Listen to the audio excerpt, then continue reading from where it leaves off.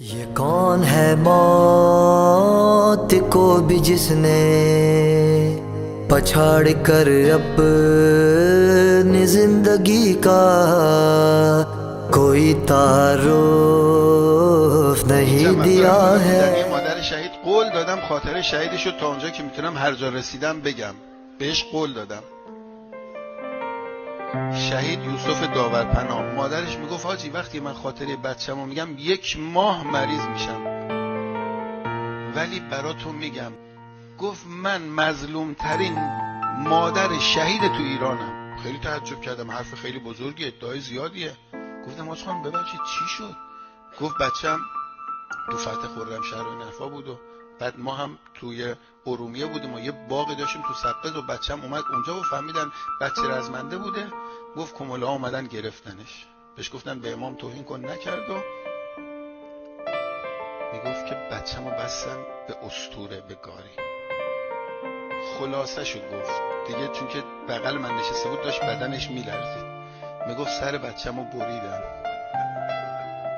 میگفت با ساطور دستاشو قطع کردن، میگفت پاهاشو با ساطور قطع کردن، گفت بعد شکمش رو پاره کردن. ببخشید اینطوری دارم خاطر میگم، میخوام بگم که چه کسایی سوختند که من و تو امروز وایسیم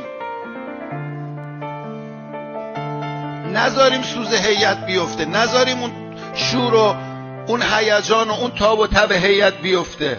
بعضیا انقدر بیتابی کشیدن. گفت بعد که همه این کارا رو باش کردن به من گفتن به امام توهین کن. گفتم نمیکنم. گفتن بس بچه 18 سالتو میذاریم جلوت، سر نداره، دست نداره، پا نداره، شکمش هم پاره کردن، جگرش هم بردن، باید وایسی به این بچه نگاه کنی تا دق کنی. میگفت 2 روز بچه جوانم با هم یه جا توی اتاق بودیم.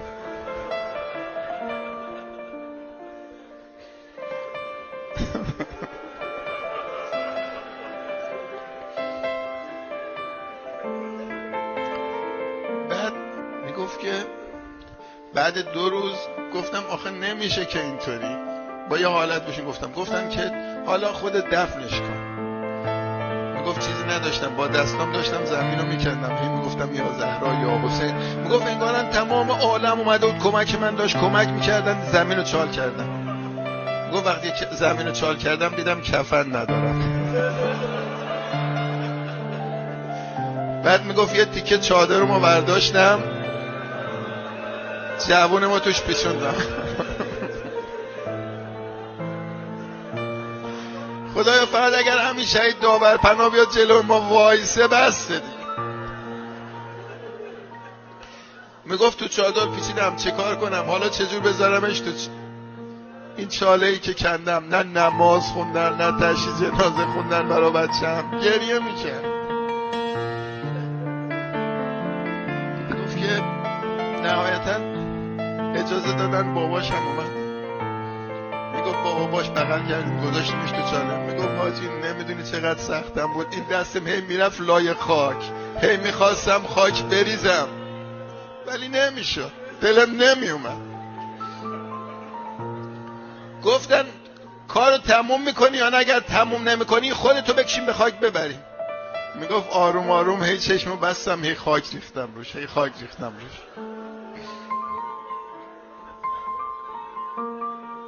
دلت کجا رفت؟ کربلا رفت. شهدا کجا میبرن دلا رو؟